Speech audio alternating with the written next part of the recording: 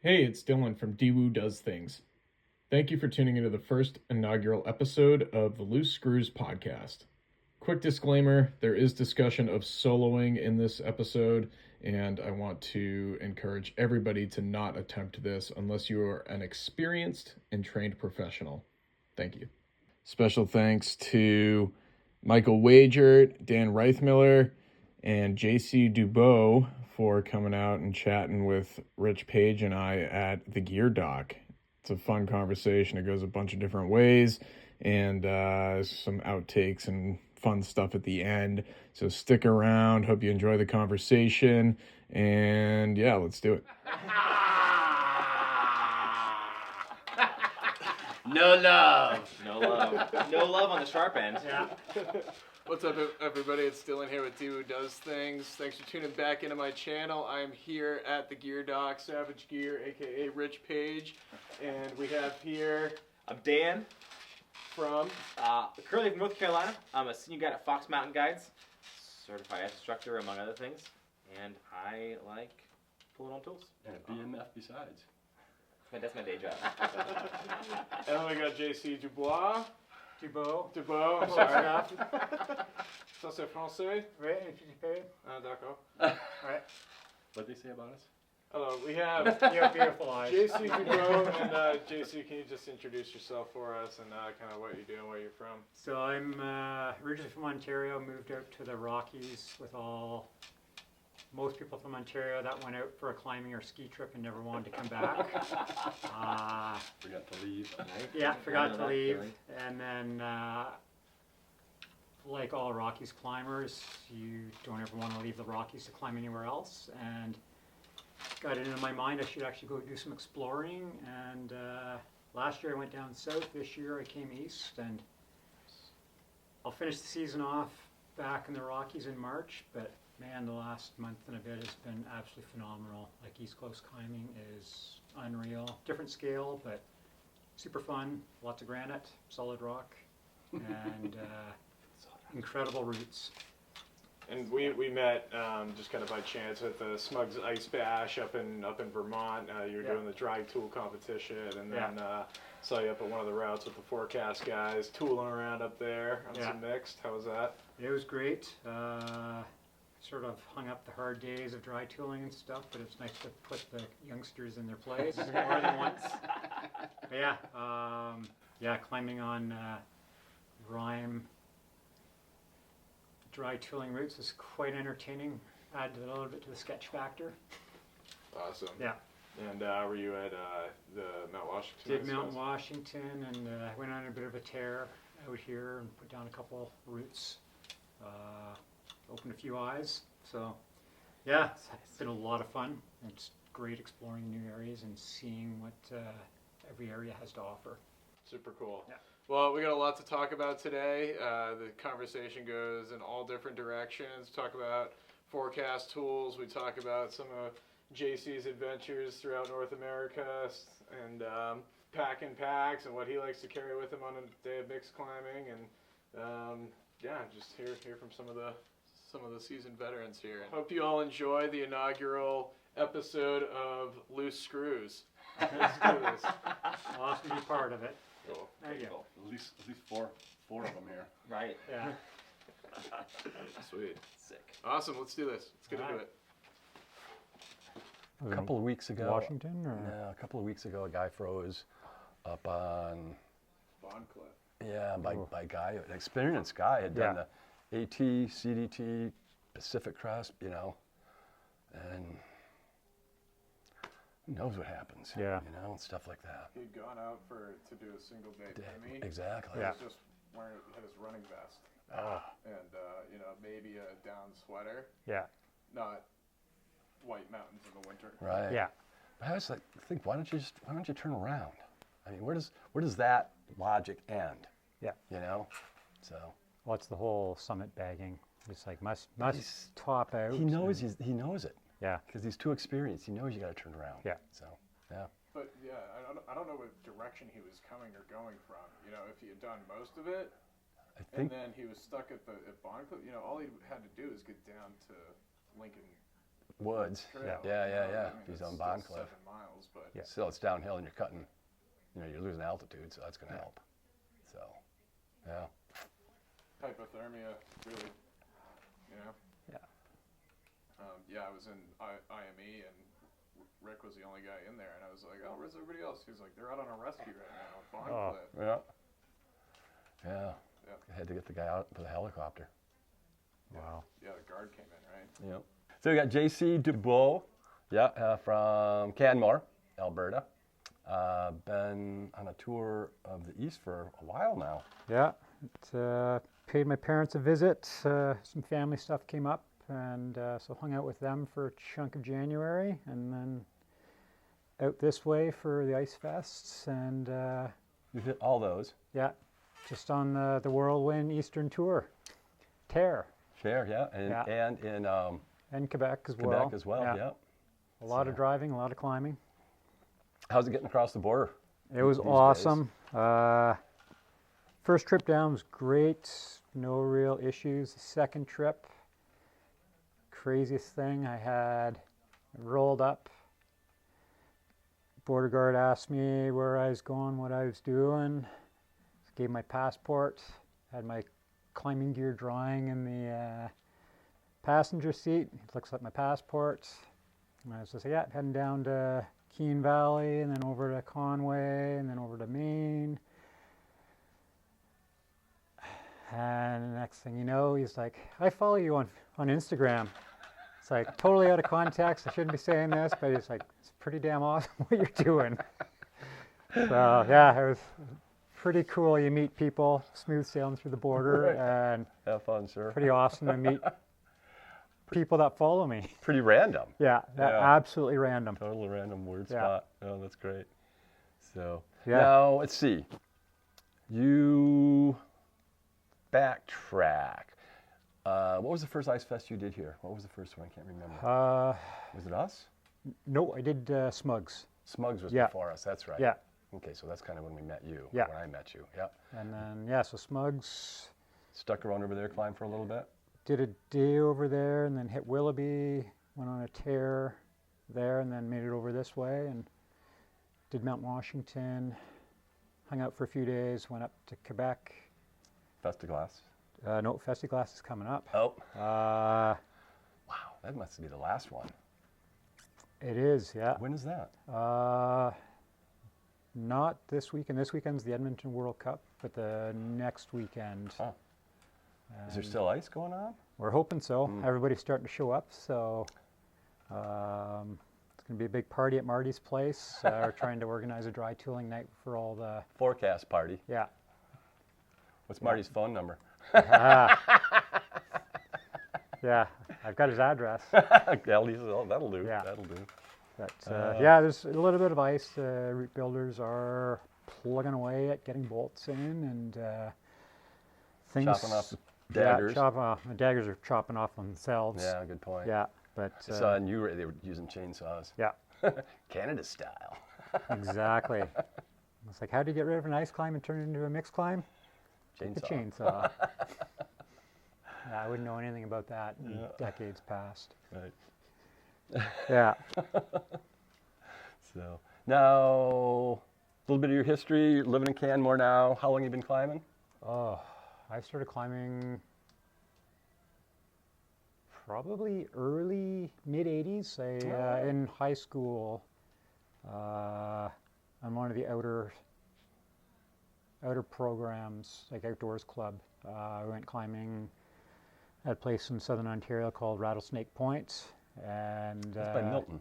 Yeah. I've climbed there. Yeah. So back in the day when it was only greasy, not This was the slick. 70s. This was the Yeah. 70s. Yeah, so it was, it was a bit of an eye-opener going, I have no right being on here, but it was a lot of fun. Limestone, too. Yeah. Yeah, totally different type of Yeah, climbing. and then I think actually, very end of the 80s, start of the 90s, I bought my first, I guess it was probably late 80s, I got into rock shoes, and then start of the 90s, I got into ice climbing, and When did you end up in Canmore? 2012. Yeah, so cut my teeth ice climbing in Thunder Bay, Yeah. Ontario, so northern Ontario. Sean Parent. Yeah. Yeah. And I remember his comment about going, there's no such thing as grade 6 ice up here. So, you know, Showed him there was. a lot of crazy stuff happened. Yeah, and it's always interesting. You run into people and you tell them where you started climbing, and they're like, oh yeah, I've been on your routes. And it's like bloody terrifying.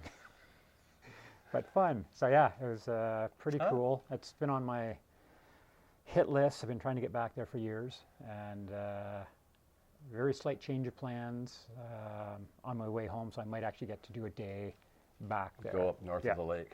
Yeah. So yeah, just be a one-day tear, and then there's a couple of the crew up there that have been trying to get me out there. So it'd be awesome to go and hang out and see what everything's all about these days up there. Yeah. I remember the ice was, I went to the ice fest up there, you know, back in the 90s one time. But the ice was like very smoothish as opposed to very pillarish. Yeah, big, just sheet ice, like yellowy, like full of minerals. Yeah. Kind of smooth. Mm-hmm. As opposed to, well, we get these columns and drips and weird stuff. Anyways, it could have just been that year or something. But I was like, not all ice is alike. No, it's it comes off those big pen planes above them, right? Yeah. Yeah, and then you just get these massive sheets of ice, and it granite up there, so a lot of the rock's pretty smooth, so there's no inconsistencies. You just get this wide water. That's what I recall. Yeah. Chunk of water coming down, so it freezes, and it's super fun.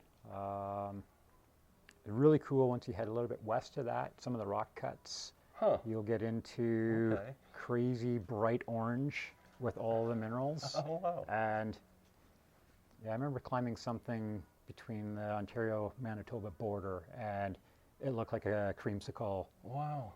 Well, it's bar. interesting because that's what Sean does. He looks for minerals. Yeah. He's a mineral type guy in the summer. Yeah. Interesting. I always wondered how you end up in places like that. Yeah. You know? And he's done a pretty good job over the years up there. Yeah. And he's like, Ice Fest is going strong, and some years it's crazy cold, other years it's quite nice. And I remember my first couple Ice Fests, and it was being an absolute rookie, and meeting a pretty crazy bunch of guys. And the one year I actually met a bunch of the guides from Canmore Banff out there, like the old guy crew. And so that was actually pretty cool, running into them 20 some odd years later out in the Rockies, going, hey, I remember you from the 90s. Yeah. So, but it's a long time has passed, and it was very cool to see the modernization of ice gear.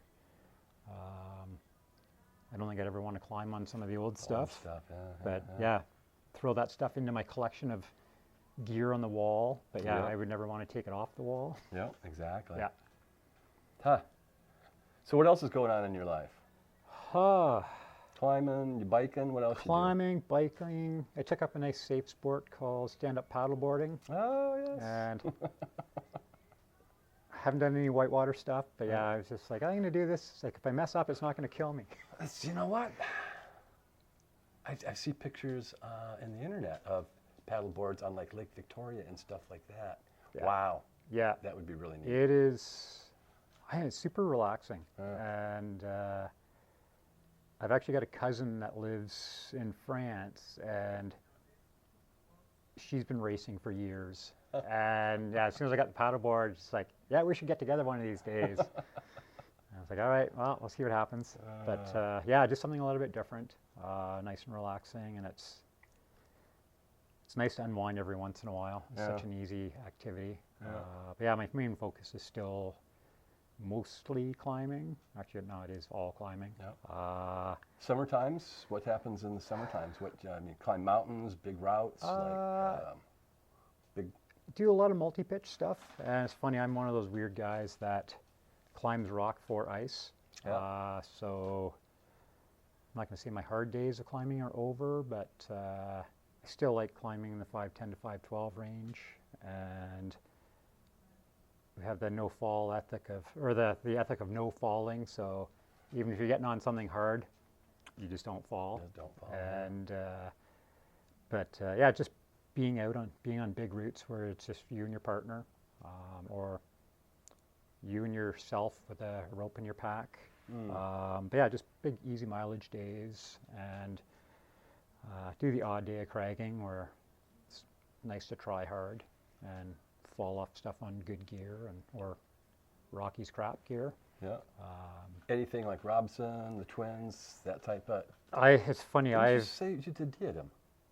Oh God, Humble Horse. Yeah, that's right. We talked about that. God, it's crazy. That stuff feels like yesterday, but it's going back 20 years. Yeah. Longer than that for me. I've made a bunch of trips up to Robson, never climbed anything. Okay. It is nice the fact that it's only a 3-hour drive Yeah. and a bunch of hours walking in to go, yeah, the weather sucks. Yeah. I'm going to drive home and sleep in my bed. Now, don't they fly in there now? I think they do. You can land north of the park because you're out of the park or something. By Resplendent, is that the peak up there? Yeah, and it's funny. It's all about timing there. I would always go, okay, I've got this day and this day off. Let's go check it out. And you're driving up and the weather's sucked, and you're like, yeah, okay, let's go cragging. Go find something else to do. Actually, because you start pretty low, as I remember, as you leave, as you go into.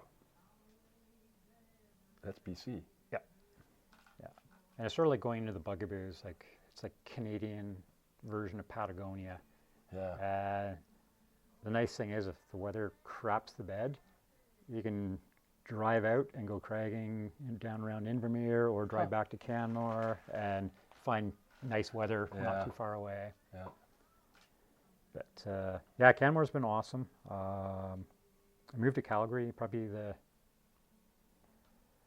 mid-90s, and I hadn't even moved. It was the year that, I think it was like 95, and it was the year that the trophy wall was fat. Like everything was like Terminator, Replicant, Sea of Vapors were all like grade 5 shape. And people still climb those? Nah, when they come in. Okay, because it seemed like a while ago everybody was like gunning for them, and now you don't really read about them anymore. Yeah, and they're rare to form these days. Wow. But yeah.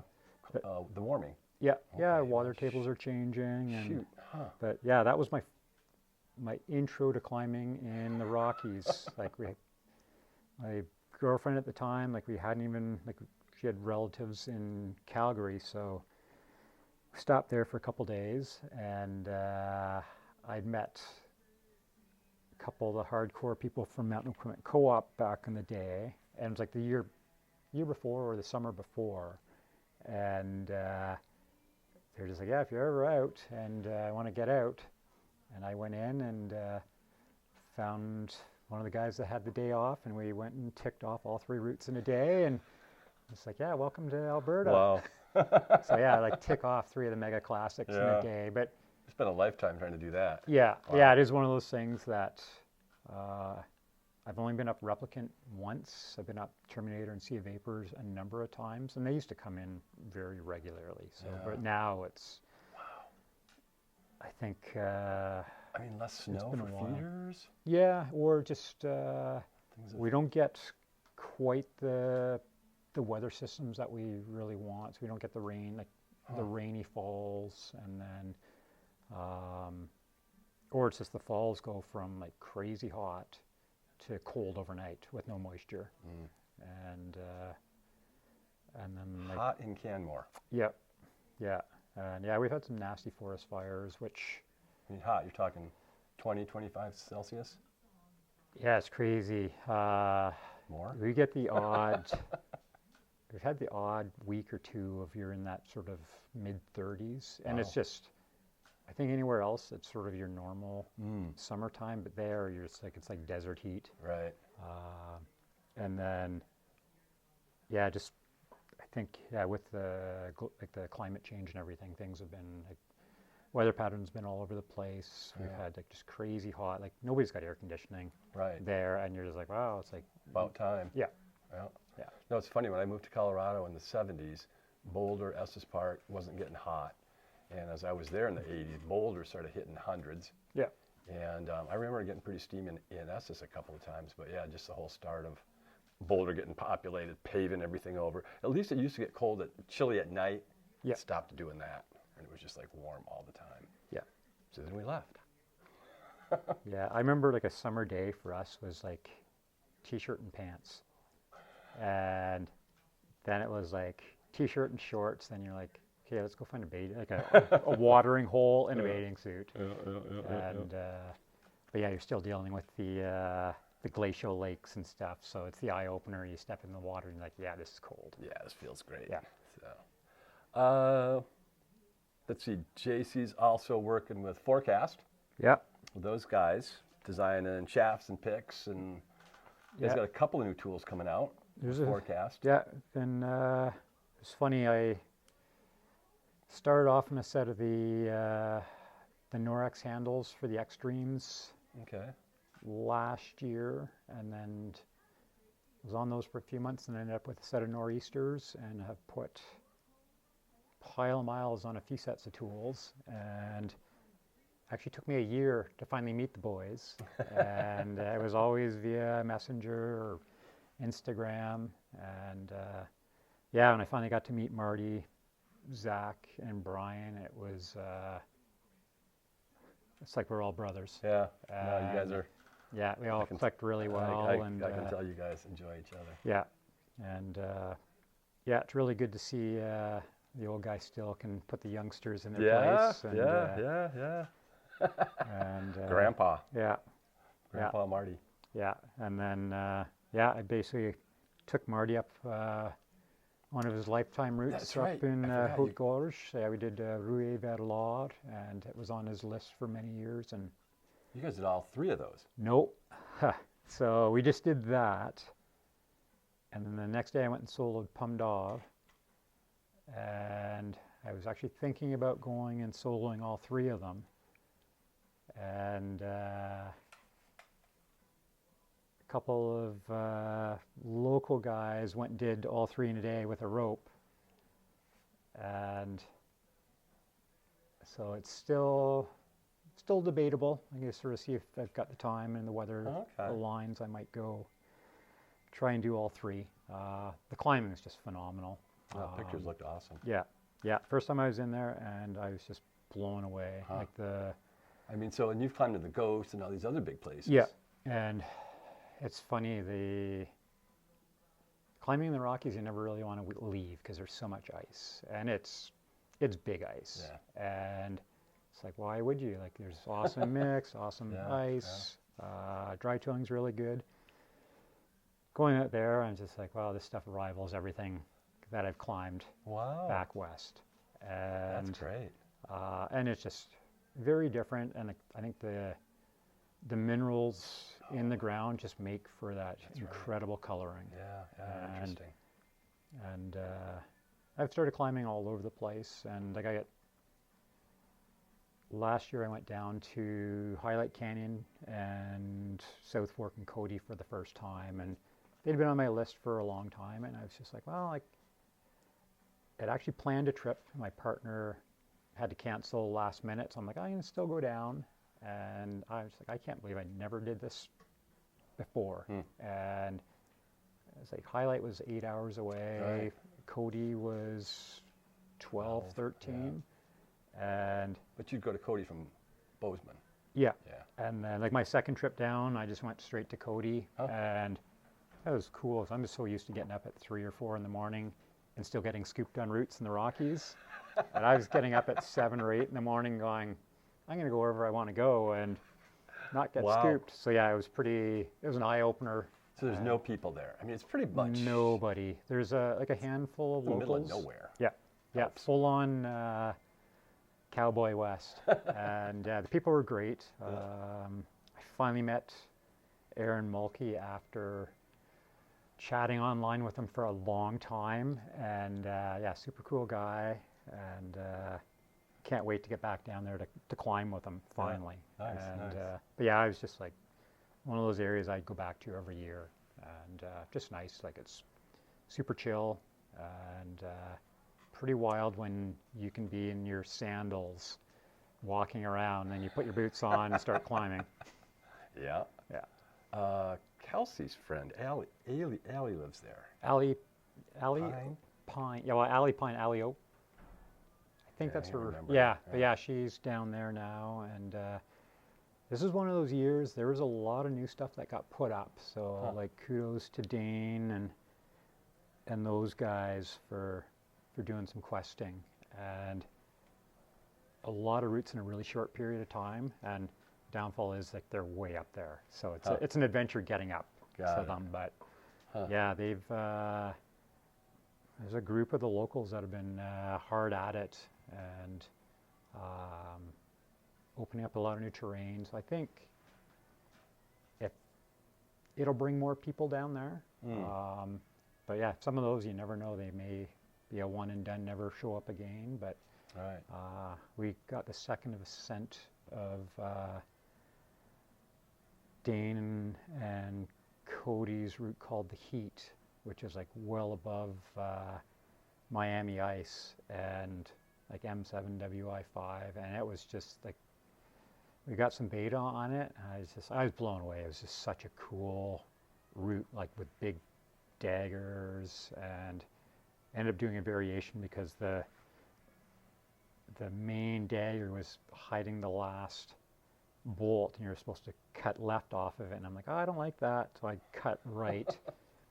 Like super sketchy moves onto a thin pillar. I was like looking over, I'm like, if I fall, I'm going to swing into the main pillar and probably knock the thing off. But we did that Christmas Day, so my buddy Josh was in his Santa suit. And yeah, what a like spectacular climb. So all these new things that are going up out there, the similar quality, so like bolted or mixed rigs, and some you need some ice, others you don't. And but yeah, it just opens up a lot of opportunities for people that are going down to that area.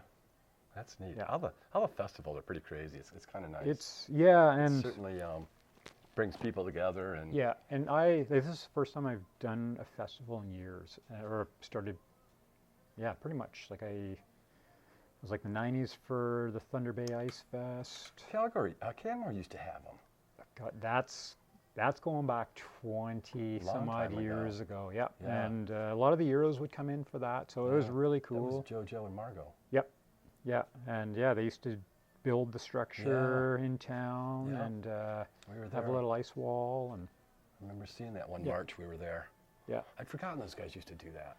yeah, and then JoJo's down in Bozeman now, yeah. so but yeah, that was Right in the guidebooks for Canada. Still. Is yeah. I think I swear there's a new waterfall ice book in the works, but I don't think it was JoJo. Was it Canadian or American? I So the joke there is for years, Americans were writing the guidebooks for Canada, 80s, 90s, and so that was kind of the joke.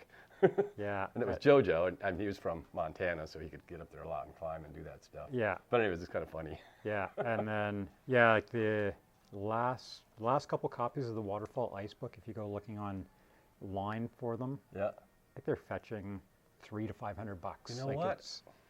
I think I have some of those. Yeah, I sold one of my copies, and I've still got the last version, and I'd almost sold it. And it's like, no, I'm going to hang on to this just because it's always nice to have guidebooks.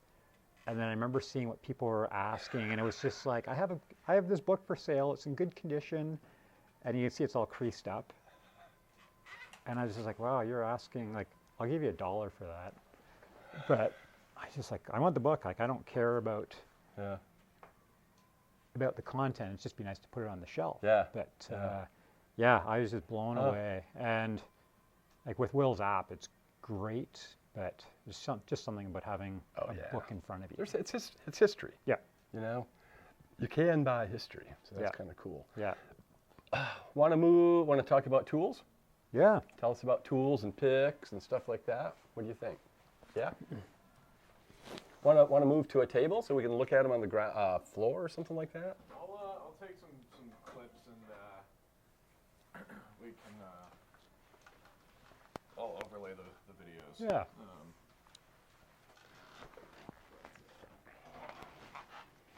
Techie talk. Yeah.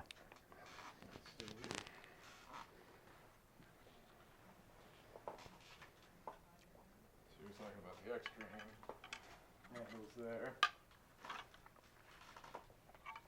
This Well, is great so far. This is Sweet. a fun conversation. Yeah, yeah.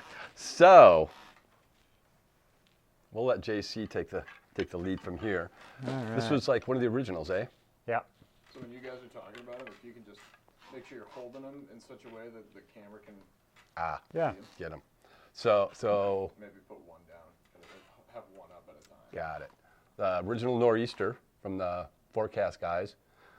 Tell us about it.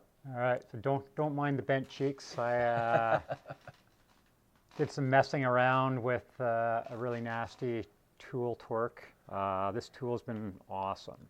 So when I started with So how do you torque these? I mean, you're sticking it upside down. So yeah, this one I was actually sticking it into like a fairly wide crack and cranking the tool sideways, and you start to hear some creaking. I'm like, creaking's a good sound, maybe. And it's like, I don't know if I'm breaking the pick or if I'm breaking a cheek. And yeah, this was more, this was after a bunch of days, but after the first day, it sort of looked somewhat like that. I like the licks. Kind of looks like a rooster. It It's like a does. chicken head. Yeah. I thought you did them on purpose. It actually totally makes sense. It keeps them out of the way a little Yeah, bit. it does. Downfall with the cheeks is like if you're in like really tight corner cracks, Right. the cheeks actually interfere a little bit. So we're actually going to play with picks that have serrations on top, Okay. which work out just as well. So this is actually set up with a dry pick, very shorter pick, downturned, very, very thick, and I've run this thing through the ringer and the picks are still straight. We were playing with a couple prototype picks the last week, and one we put a bit of a bend in it, and so really good to sort of play with different materials and see what works, what doesn't. Yeah, this has sort of been my go-to tool, and then it's one of those tools. It's got an extended, almost like a hand and a half first position. So if you're trying to walk your hands up, you've got that. You've got second position to go for higher reaches, and just by swapping out the pick from like your dry to your ice, you go from a crazy dry tooling tool up to a beautiful tool that climbs ice. But now this has the serrations that's on the got the top you were talking serrations. about. Yeah. So, so do you think this works as good as those? it does, yeah. And so if you're doing Stein pulls where the tool's upside down and you're torquing, these guys are biting into rock. Right. Or they're also, like if you're torquing into it, they're also biting in sideways. And when you overlay them, so you can sort of see the difference in Oh, geez. sort of the size, Yeah. shape, angles of the picks. So One pick does not work one for pick does everything. not do everything. Yeah, wow. Or if it does, it does not do anything well. But Now, the ice picks, what makes a good ice pick? Besides your file. yeah, your file, Thin at the top. thin and at the you top. talk about yeah, tooth profile. Tooth profiles. A lot of the ice picks typically will start to taper. These guys taper down to a 2.8 mil at the tip, at the point. 2.8. And then it's also got a very shallow profile. So This is the height you mean? yeah, Okay. and so it displaces very little Okay. ice when you're swinging, and whether soft ice is soft ice, where you really start to see the differences is if you are playing with very cold conditions where the ice becomes brittle. You can actually peck a small hole, get one solid swing, and you displace, or you're not blowing big chunks of ice up. You were saying that you tend to tap. Yeah, there's, I do a lot of tapping, so it'd just be like a couple, like little small, get a small hole started, and then just one quick flick of the wrist to set the tool. And then, so sometimes I'm only engaging sort of 4 mil, or a lot of the times, like it'll be like centimeter and a half at the most, and it's solid. The big thing is you never want to leverage out on a tool. So if you're making big moves, you're starting here and you're pulling straight down. Down, not yeah. out. Yeah. And Like Canadian rock climbing. yeah, yeah, yeah. You're basically pushing rocks back into the rock to make sure they stay in place instead of pulling out on them. And then I tend to not swing very hard, so having the pick weights on them is great. The tools without actually swing really well. They're weighted, they're balanced quite nicely, but I gave it a day and I'm like, well, I'm going to try them with the pick weight, and I was blown away at the difference. And you were mentioning a little bit of oomph there at the end. yeah, That second just swing. instead of having weight here, it's further forward, and just that momentum drives the tip just that little bit more in. Now it's forecast. Can we go back just a minute? Yeah. Yeah, let me Yeah. let's talk about picks. All right. Oui. So yeah, oui. But you're from Ontario. I know. Where I grew up from is, I'd say it's like 60-40 French English. Oh, wow. It's just depending on what side of the bay you grew up How on. far west you go. Yeah. So let's talk about picks. Okay, so ice picks. One of the big differences between like an ice pick and a full-on dry tooling comp style pick is sort of the width of them. So the comp or dry tool picks are very, very thick throughout, typically like a 4 mil, a little bit shorter, very downturned. And then ice picks are still starting off up in that 4 mil, and then these will taper down, typically anywhere between 3.2 mil all the way down to 2.8. This guy... Quick question. How do they do that? How do you go from 4 to 2.8? That's a good question. And how do you make sure it's actually tapered properly? I mean, that's just like engineering, you know. It is, yeah. Metal stuff. So, anyways, great question from Marty. it is. Marty will fill in. Yeah, we tend to buff tools too. So, but yeah, you're basically just going to start your sort of filing and sort of buffing all the way from about here down. So it's a very, very shallow beveling. So this guy does taper down to 2.8 mil, and it's got a very, very sort of low profile, so small head on it. Right. So it does Top to bottom. displace a lot less ice. So when you look at a pick like this compared to this guy, it's actually, it's not that much higher, but when you're swinging it in, there's that much more surface that you are sort of pushing into the ice. Whereas this guy, a little bit less, and Oh, I see. it basically keeps things from blowing up. In soft ice, you really don't notice it. As the ice gets harder, more brittle, that's when you start to see chunks flying, big plates popping off. So you're basically creating a very, very small surface area. And then a lot of the picks they do on the spines are very, very sort of tapered. Some are actually quite sharp. A lot of people will go and take that and create a very, very sharp edge. What does that sharp edge do? That will actually, when you're cleaning, so if you're rocking, that actually allows on the arcing out, so it's basically a nice sort of sharp edge. Instead of having a big sort of flat spine, that it's like trying to put a butter knife through something that's really hard. Right. It doesn't work too well. So this aids in the removal. Yeah. Yeah, and then the tooth profile is going to help with stability when you are sort of pulling down. So if you're using this for mixed terrain, and you'll find like some of these picks, or a lot of the teeth are going to be very similar between different brands. So they'll change angles. Some will be more like a paper punched look. Some are going to be sort of a serrated edge. So there's like different teeth in like this first inch, and then it gets They get different. bigger and bigger. Yeah. Okay. And you'll see some people, they'll go and they'll drop these down, so it's a lot like the profile is a lot less aggressive, and it's just they're trying to get it to sink in easily. The downfall is it's not. They come out easily, but like sometimes you don't want them. You don't want them to. Yeah. Yeah. So yeah, like it's just playing with the tooth profiles. I'll typically leave mine as is until I start to have to clean the tips down. Then I'll start to bring the profiling back a little bit. And back, you mean this top? So yeah, this typically gets sort of brought back. So my angle is going to be, or I guess the actual height's going to get a little bit smaller. Okay.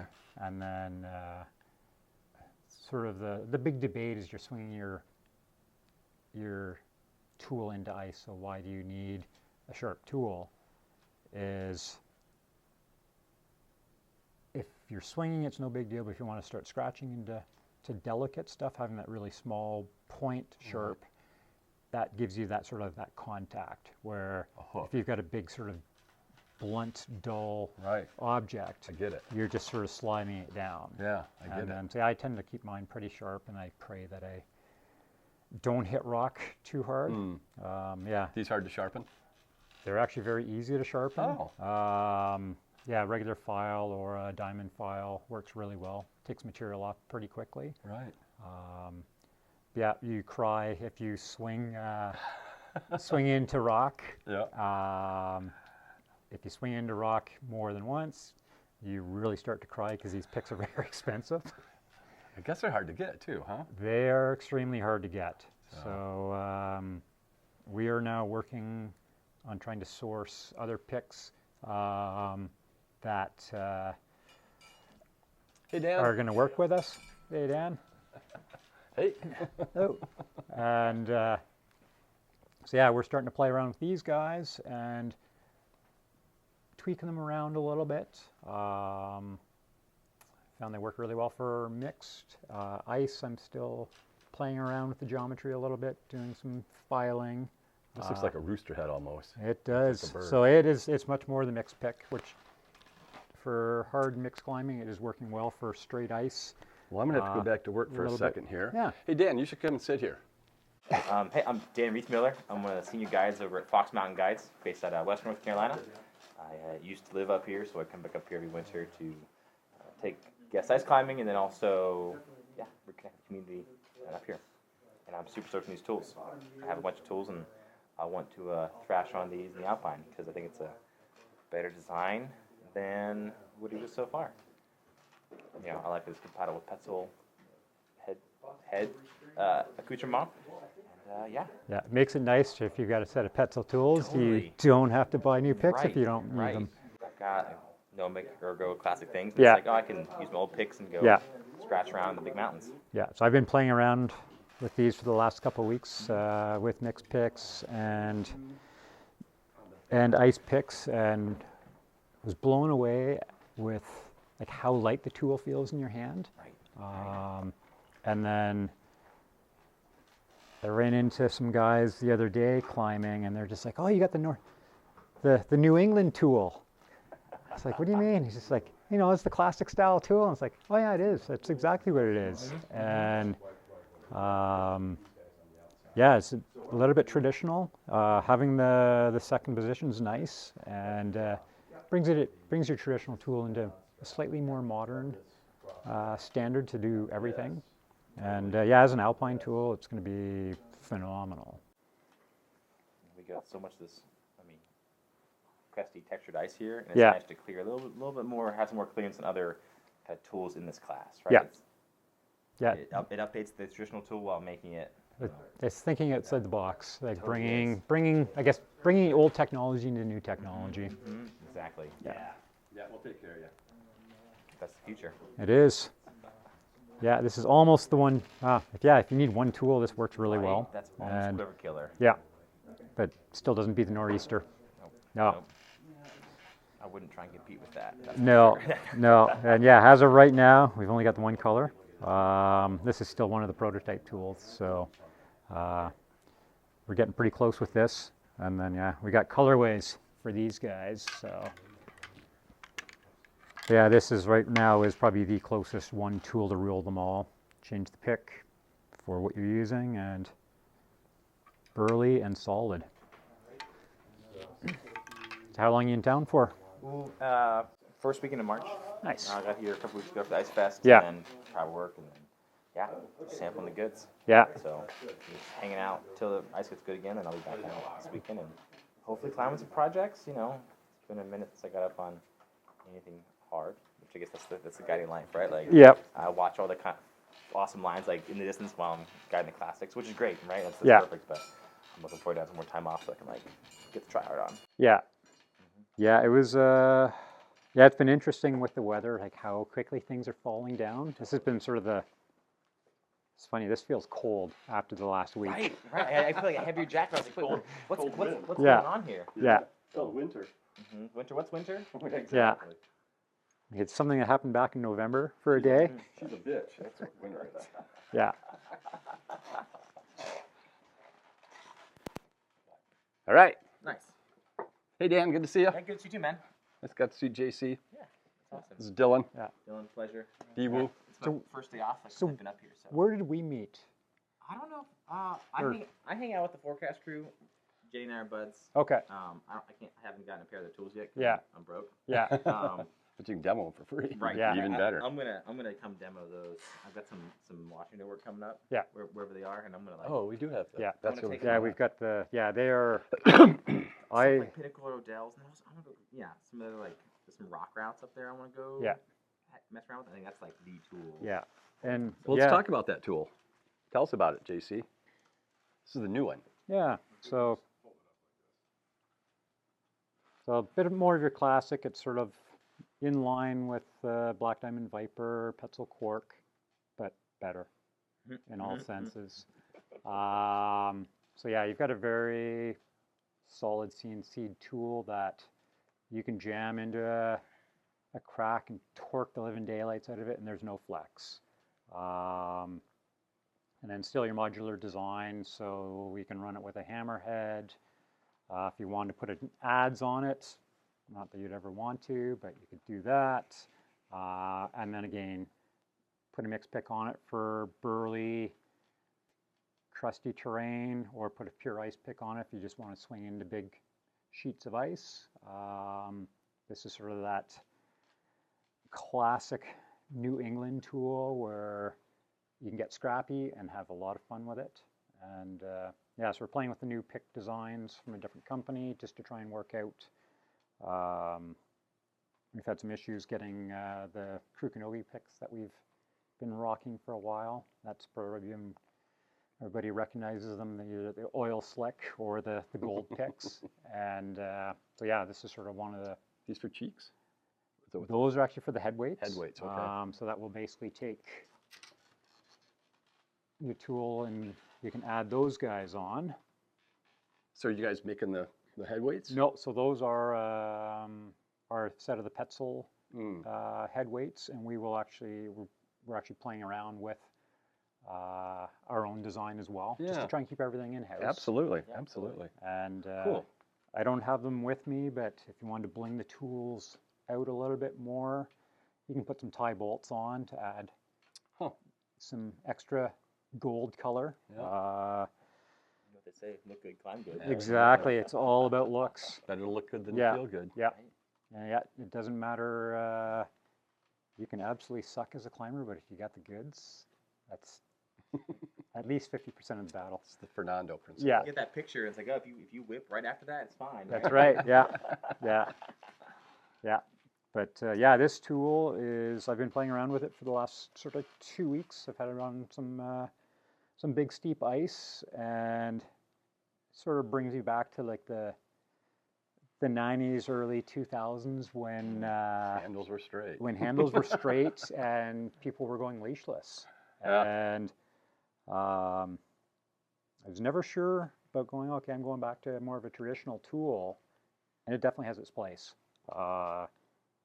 Climbs ice well, dry tools on like moderate scrappy stuff phenomenally well, and you've got the two different hand positions, so they've sort of brought this to more of your everyday crowd. But yeah, I've had a lot of fun with it, and played with it with the mixed pick and the ice pick, and been pleasantly surprised at how versatile this tool is. And a little bit shorter than the Nor'easter, so it is much more your classic length.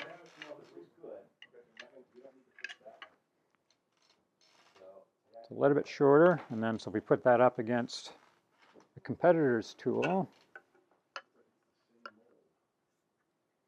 just ever so slightly longer, but much more, you get a lot more clearance on it. So for textured bulges, all the funky ice, once you get into the harder grades, you get the clearance. All right, what do you think, Dan? I'm excited for it. Looks like it's be a great tool for traveling internationally, and Yeah. it's like one tool that gives you the most options possible. Yeah, cool thing is there's no spike on this one. The other set that I've been playing around with actually has a spike, so they are, depending if you're the traditionalist that wants to go plunge your tools, you do get a little bit of extra stability. And it's nice, just bolts on, bolts off.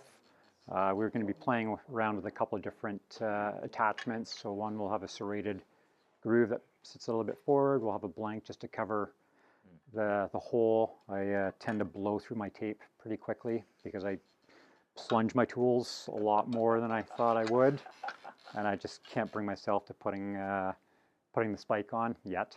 But I think when I do get these tools, I will actually run the spike. Yep. Yeah, just the versatility. Right, and for that role, for that objective thing, that makes sense. Yeah. Yeah, totally. And then definitely like the big rigs out west, I would take this tool in a heartbeat. Yeah, and I say like I've been quite impressed with climbing up into grade 6 terrain with it. With and, this tool, Yep. see, that's quiver killer. Yeah, it's bringing back the old school. Mm-hmm. So it sets the younger crowd apart from the older crowd. Yep. So it's not always. I guess that means I'm an old soul. Yeah, that's right. It's not always about the latest and greatest new tech. It's about being around and going, I'm comfortable with climbing old school, and I can still climb old school hard. And this is like, say, lightweight. It's got a very light swing weight on it. So I say if you wanted to lighten it up, pull the cheeks or the pick weights off. I've got a light aluminum hammer on it just to try and keep things down. It's pounded a couple pins, but if I'm doing a lot of hammering pins, I would still do the traditional steel hammer.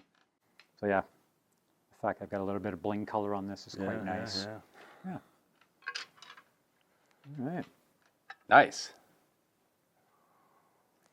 What do you want to talk about? What's next? We go through the Do tools. you know when these will be available? I'm not gonna also, I can also pester Marty, but like Yeah. I'd like to get a pair before too long. They're very close. These are a 60-61. Oh, huh. And so a little bit lighter weight. Yeah. I think we're actually going to go to 70-75. Right. Just Yeah. costs are very similar, but the durability That makes a lot of is, sense. and it's not like the weight difference is that much. But yeah, just to sort of standardize on dealing. 70-75, right? Yeah, and the big thing was just sort of making sure we were happy with the tool overall, and now it's down to that nitty-gritty of, do we drop second position or keep it where it is? And I've been super happy with it where it is, and especially with a bigger glove. Yep. It's just Yep. you've still got that that And space. it seems like it matches that. Yeah. I don't know if a standard, but like, the Black Diamond. They're it's very, very about the similar. same, Yeah. Right. Yeah, so we might play with a little bit of removing a little bit of material. That would be the last. Kind of like just like slice it like a little lower, that kind of thing. Yeah, or, just to open it up, and this still does retain the comp style, Yep. like it's deep and it's solid. But we've been playing with a little bit of done a little bit of modification with one new set of tools that you realize you don't necessarily need quite as much material. I mean, in that context, right? I mean, they climb hard, but like folks are climbing on snow, you just like, you don't need to like slot your hand in that. You just Exactly. grab it, so. And I tend to creep my hands up. So if I'm here, I might just bring a finger up and scooch my hand all the way up, so I don't necessarily need to do that full-on match. But we're at that point now where it's just sort of the final fine-tuning of it, and then still working on the picks. And picks are getting very close. I've been super happy with the mixed variation of it. The ice, I've been playing with the file a lot, so that one's coming pretty close. And the forging on these things has been good. We've been torquing the crap out of them, and they've been staying straight. Nice. So that'll be the final thing. But yeah, the tool itself is very, very close. Just about there. Yeah, and then we've got a full-on comp style 3-position tool that there are some spy shots that have been leaked by 1 or 2 people. I sort of wish I had that here because it is that. That third position is kind of sweet, and you match up with that. It's like you don't lose anything. You just add a proper third option. And it's crazy. It is that tool that is very odd looking, but it climbs ice really well. So it's not going to be the tool for everybody, but I think for the hard dry toolers, mixed climbers, it's a very viable option. That's where things are going. Yeah. That's great. And so some cool stuff coming down the pipe from Forecast for next year. There's a few other things in the works too, which I'm not going to spill any beans on yet. Nope. No, but yeah, there's definitely there's a couple cool projects, and I basically started my journey with Forecast on extremes with the Norex handle, and went from that to the Nor'easter. And the cool thing is, if you have a set of extremes and you take the stock handle off, you put the Norex handle.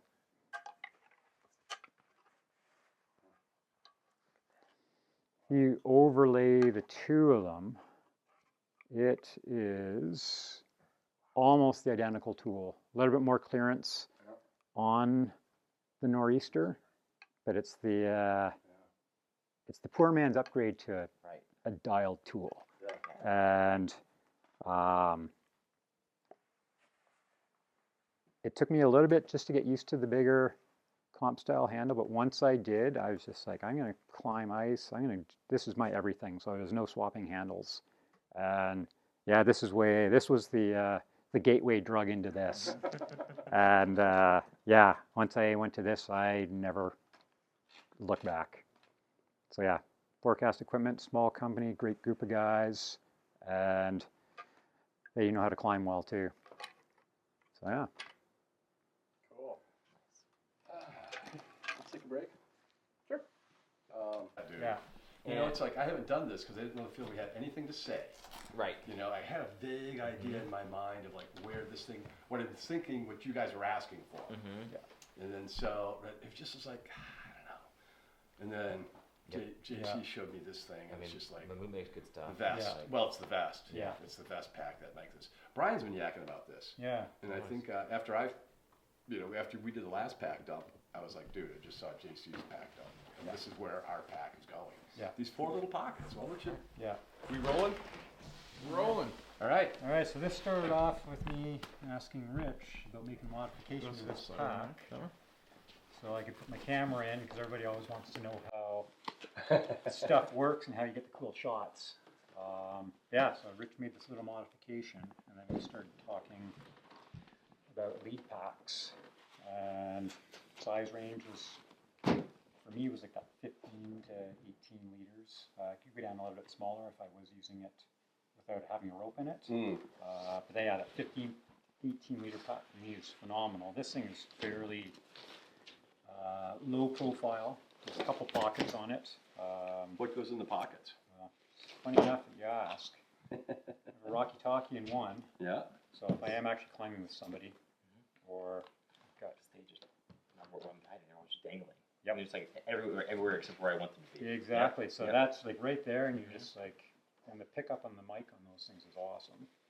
And then on pocket number 2, I just happen to have the old Garmin InReach, so if shit hits the fan, so to speak, I'm covered.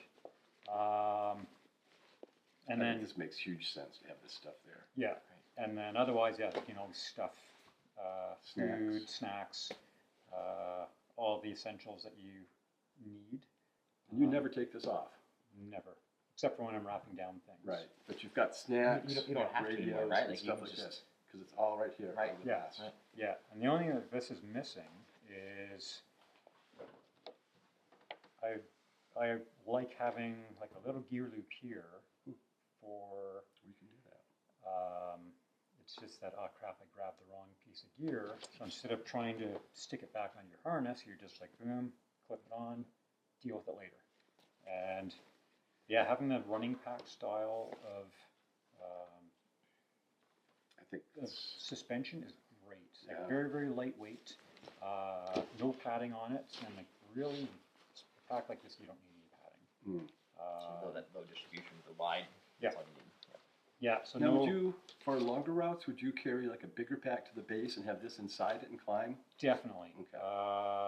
I typically rock for like a 35 to 40 liter pack or so. This just slides right in, very lightweight, so you Okay. don't even notice that. So let's see what you got in here, Jason. Okay. So, say my only sort of, well, it's not even a gripe, it's just all the way the packs, they're finishing. This is a roll top. I like it, but I also like the simplicity of just a drawstring where you just pull tight, Yeah. and then you still have your rope strapped on the top. And so one cool thing with this is these are all removable, so if you didn't want them, but simplicity wise, if you just sew one strap on to keep things so everything's nice and clean. I would agree. I'm not a big roll top freak No. for alpine packs. Yeah. It's too slow. That and plastic buckles. If you're backpacking, sure. Right. Yeah. You can like carefully like roll things Yeah. down. Right. I'm like, oh, I'm in a hurry. It's just storming. Yeah. throw it and you can be moving. Yeah, it's crazy cold, it's windy. I don't want to take my gloves off Right, and do right. There's this. a great And then picture. Yeah. if the buckle, like that's not a lot of material to break, It's and then all of a gonna- sudden the whole then pack's you're- useless, right? Yeah, and There's things this- are falling out of your pack. I can. Great. I can. Go ahead. There's this great video of this guy in Everest. Big old expedition pack, big old suit. It's a roll top. He couldn't get the roll thing rolled down because it's blowing like 100 miles an Right. hour. That's So he's all insane. hunkered down, and this is like, and you're watching shit fly Yeah. out, gloves, hats fly out the top. I'm like, this is exactly what I'm talking about. Yeah. You know? So Yeah. Yep. So game, 15 meter pack.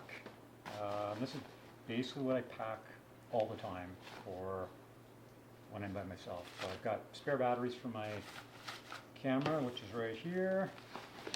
Back that up, get it out of the way. That is the camera. It's crazy what technology does these days. What do you use? Insta360 X3. And the lens covers are mandatory because they blow up instead of the lens. Okay, so nice little lightweight down jacket. Small first aid kit, modify it to whatever you need. A small repair kit, so spare picks, bales, file, and Allen key set. We've got, always carry one spare set of gloves for climbing, and then one nice warm pair of gloves for descending, or if I want to keep my hands a little bit warmer. oh, this thing is cool. Rescue kit, Yeah, Yeah. the escaper. I've never seen that. I'm a fan. Yeah, It's a great it's a tool. love-hate relationship. When they work well, they work really well. When they don't, you start cursing. Like, yeah, I love it when it's on the harness, and I hate it when I'm actually using it. Yep. But it's Yeah, exactly. Yep. So this is my harness. It's a bit of a disaster, but that's about as much gear as I'll have on it if I'm by myself. Basically, a couple screws to build an anchor. I've got my V-thread screw, and that's about it. And then one key thing is I do have a belay device on here. So in my kit, I've always got a spare belay device. Learn by experience in that one. Yeah. It's really bad when you have two belay devices and you forget both of them on the ground and you're belaying two clients up. The old double munter. Munter hitch is fine. Double munter hitch. That's a lot. Yeah, it really That's sucks. a lot of. A lot of rope twist. Yeah. And then I've got a 70-meter Petzl pure static line, so tag line. And between running short pitches, this is great. Long pitches still does work, even though it's static, it works well. Actually, it's probably better that it's static, that it works with the escaper. The skinny ropes are a pain in the ass because there is too much stretch on them. And then, So that's why you use the static. yeah, it basically works on like this. There's a little piece of elastic that sort of allows things to move. Mm. And then you can never forget Power bars. high calorie fatty foods and chocolate and a headlamp. So yeah, small pack, a lot of stuff goes in that pack. Sometimes I've got water in it. I tend to drink a lot before I climb and always forget to drink the day of. So if I'm going up for a massive day where I know I need to hydrate, it'll be in there as well. And you were saying you use those flat ones. The little flat ones, rather so than yeah. the bottle. Yeah, and that is great because once it's out, you roll it up and you've gone from this to flat. So yeah, great little lead pack, and yeah, anywhere between 13 and 18 liters is great. And then yeah, keep it very basic. Create it so I think this is probably one of the keys. So that's just really comfortable. I think that really settled it in my head just the other day when you showed this to me. The light went off as far as this is the lead pack. This is what people should have. Yeah, for sure. Yeah, and then alpine wise, lightweight over durability. Summer Rockies durability over weight. And then That sounds about right. That sounds familiar. Yep. Yeah. Cool. Can you talk a little bit more about the modification that you made to the pack? Yeah. Yeah, can we highlight that? Yeah. Rich, you want to talk about that? How you guys collaborated on that? I just do what I'm told. Exactly. Yeah. No, JC has this camera guy here, and I don't know how he hooked it in before, maybe this or something, but asked me to make us a little slot for it to stabilize it. And so a little reinforcement on the outside, squared off my edges, and I heated up my utility knife with my little stove, hot cut it. So, and looks like we got it right. Yeah, Rich was just like, where do you want me to put the hole? I grabbed the marker and it's like, I think this will do. Yeah. And then the next day, Kaboom. exactly where it was, and actually it was the perfect spot. Lucked out. Yep. And my old pack was actually a drawstring top, so I would basically just drop it straight in, pull it, and the camera would sit back far enough. Yep. So with the roll tops, that was a real pain. Yeah. And I would basically just sort of wrap that around and do that, and it was just a mess, especially if it was a loaded pack, because things are flying around. What do you think about the side zip access? It's cool until you blow a zipper up, but the convenience-wise is really nice, but I think it's one more piece of material one piece of material you don't really need. I've always found too that whatever I take out of there, I can't jam it back in. Exactly, or you open it up and you can't close it. Right. So kind of hit or miss on these side zipper things.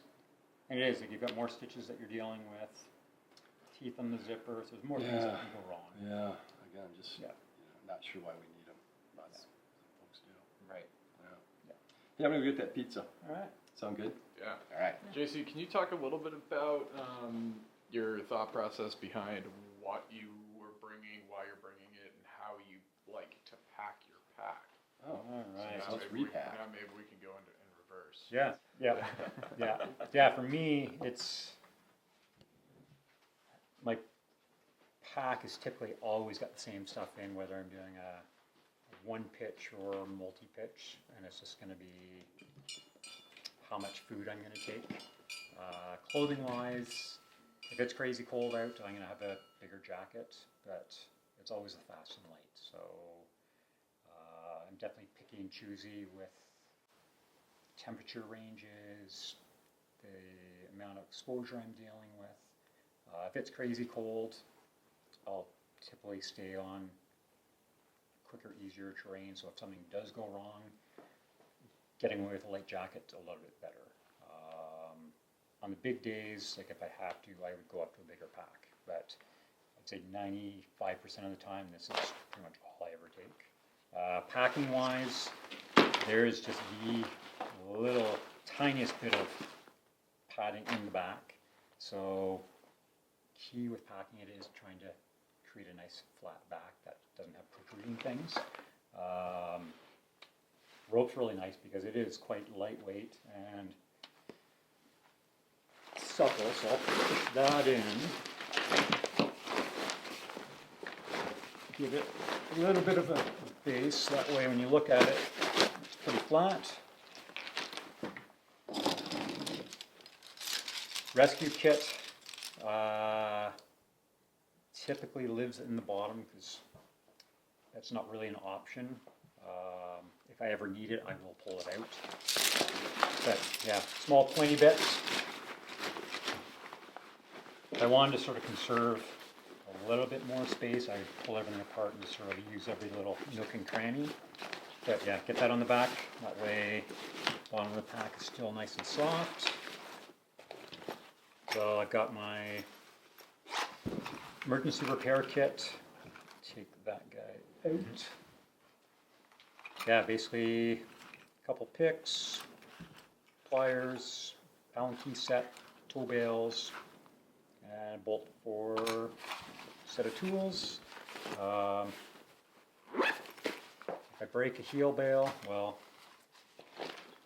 I'll promptly build an anchor and get my way down. At that point, it's time to descend. Yeah. Yeah, so one big thing is always check your gear on a very regular basis. Your gear is your life, so you want to make sure that works. First aid kit, still easy access on the outside. What do you typically have in your first aid kit? So this guy, funny, I always carry a small emergency blanket. Surprising how well these things work for what they are. They actually can keep you alive if things really go sideways. And then this one I've sort of left as is, but tape, band-aids, gauze, so afterbite, not that there's any bugs in the winter time, and then antiseptic wipes, just to clean any wounds. If I'm going on Rockies alpine terrain, where you're dealing with the likelihood of getting cuts and abrasions, there'd be a little bit more sort of antiseptic just to clean wounds and stuff. A lot of times I'll have duct tape hidden somewhere, and it's funny, icetools with all the tape that I've got on those. Surprising how well that works to affix bandages and gauze and stuff. So you do the dual duty. It pads the tools when you need it, and then it also keeps things stable when you need it. Keep it simple. I think I see a lot of people like overbuild their first aid kits. You can't provide high quality care all around. Yeah, kitchen sink. Right. Yeah, basically, like something to clean and dress the wound, something to hold bandages on, and then you've got enough material on your person that you could build a splint or stabilize something. So it's just like, like you could go a lot, but really you don't need to. Sort of light and fast is the name of the game, and the more you put in your pack, the heavier it is, the more cumbersome it becomes. So you always want to stay with the basics. So yeah, I've got that in, and then I basically go sort of gloves.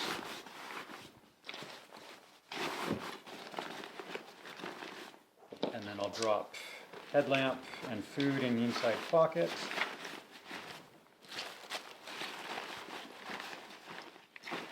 And last but not least, if I am taking my pack off, this is usually what I'm always grabbing if I want to stop for the break. And what kind of, garment weight is that? Is that like a 10-ounce puppy? This is crazy light, probably in around that weight. And then majority of it is down, and there is sort of the synthetic on the high wet points, so forearms, shoulders, and I like that a lot. It is nice I need to because pick ones up. it works as an outer layer, or if you want the extra warmth, you pull your hard shell off, put it underneath, and you're toasty warm. And it's small enough that if you are cold and you can climb in it, it's not cumbersome. Well, I'll throw that in. And last but not least, my spare batteries. A lot of times I'll put these in my pocket or my jacket just to keep them on my person.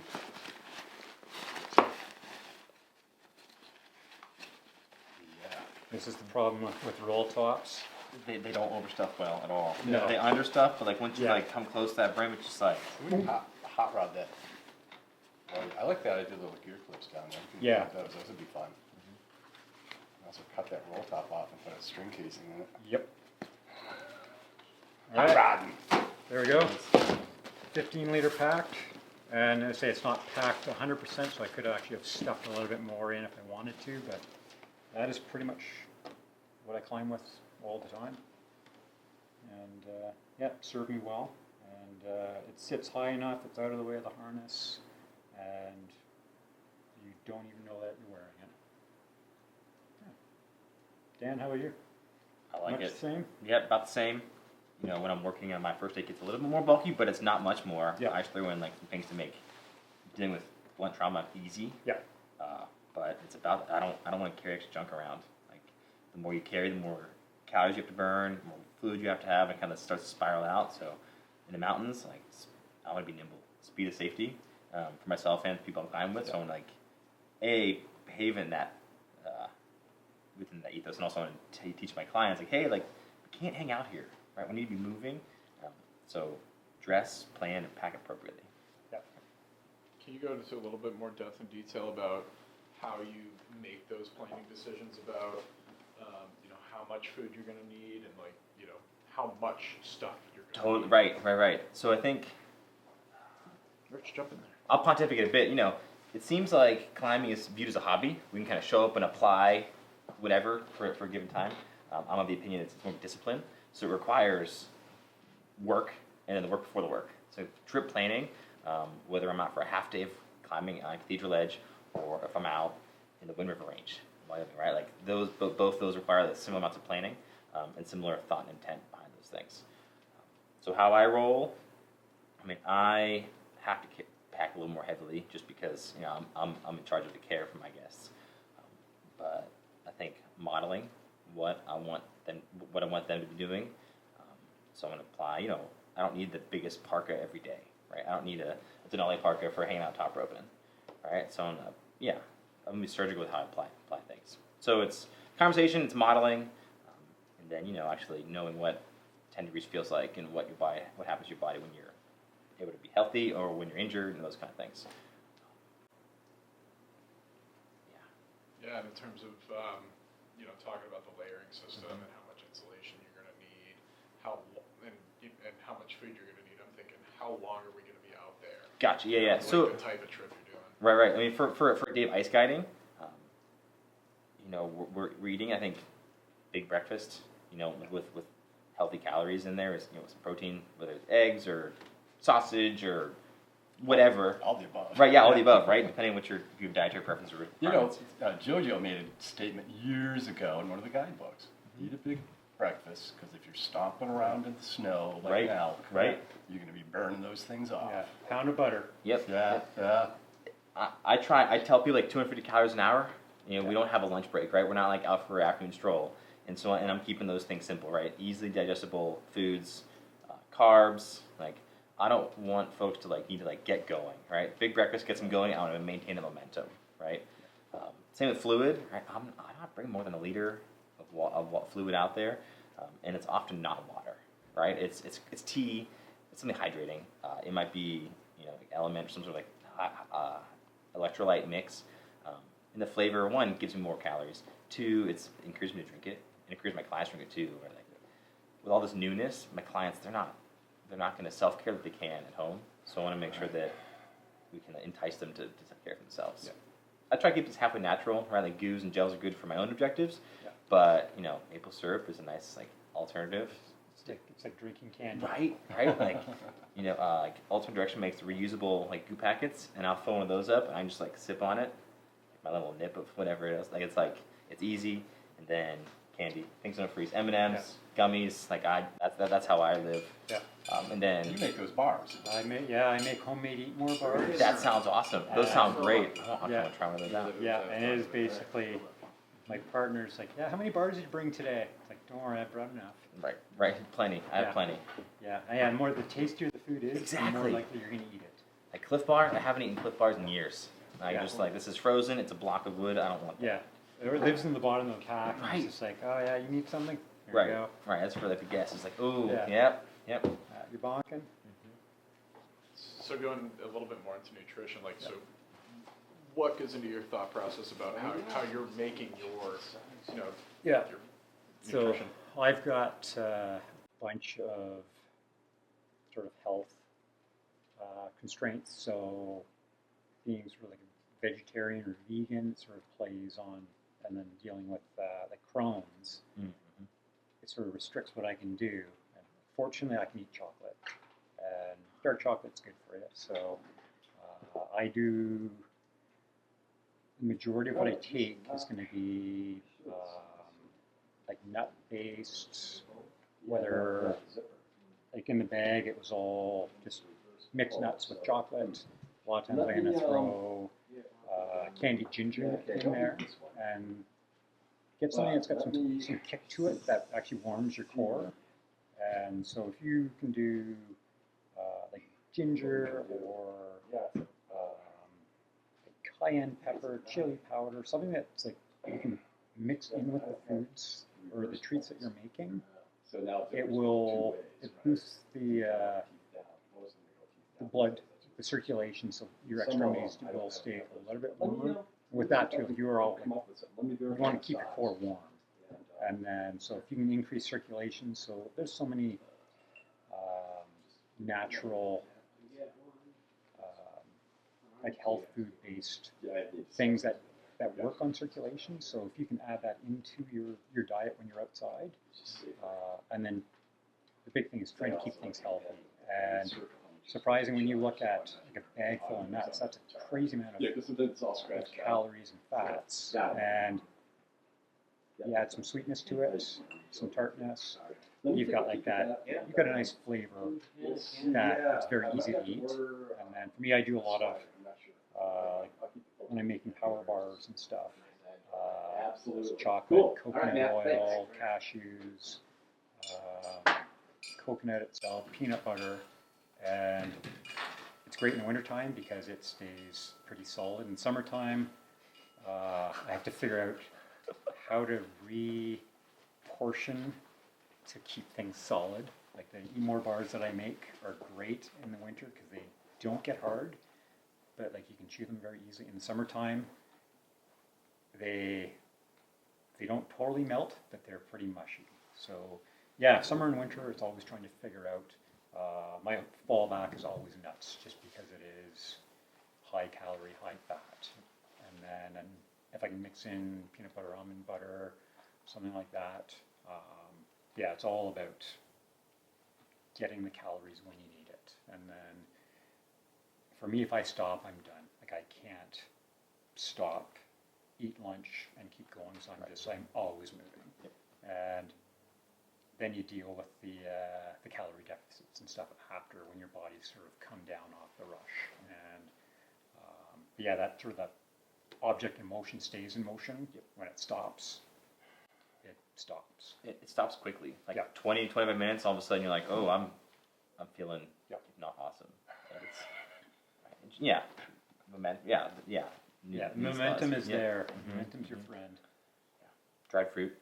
Like, Yeah. It's like I try it myself, or if I have ever in the store. Like that's an easy way to have like the savory, like chili lime almonds from like, Trader Joe's. Like that's like I eat far more than I probably should, you know. But then like so it was a mango or dried pineapple or cranberries. Just like it's a nice balance for me. So we don't have Trader Joe's or Whole Foods back home, and every time I come down, I'm just like, I go and I spend way too much money. I'm like, this stuff is so good. I mean, I live here and I just do the same thing. I spend way too much money, but I think going going back to your question about layers, right? Like, it's easy. Oh, buy the biggest parka you can. Like, well, maybe. If we're in semi-Arctic environments, that works. But like, I want to make sure that I'm not relying on a piece of jacket to care for myself. Right? Self-care comes from eating well, staying moving, and any parka you're going to wear is going to just capture heat you're generating.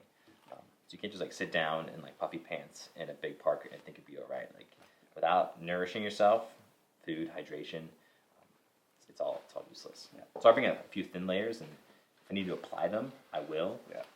I'll also just go like move into the sun and just do some exercises to like keep me topped off. Yeah. Crucial element too is if you are doing an approach into something, always bring a spare dry layer to pull the top off, and even if you're freezing for 10 seconds while you're changing, that dry layer goes a long way to keeping you comfortable throughout the day.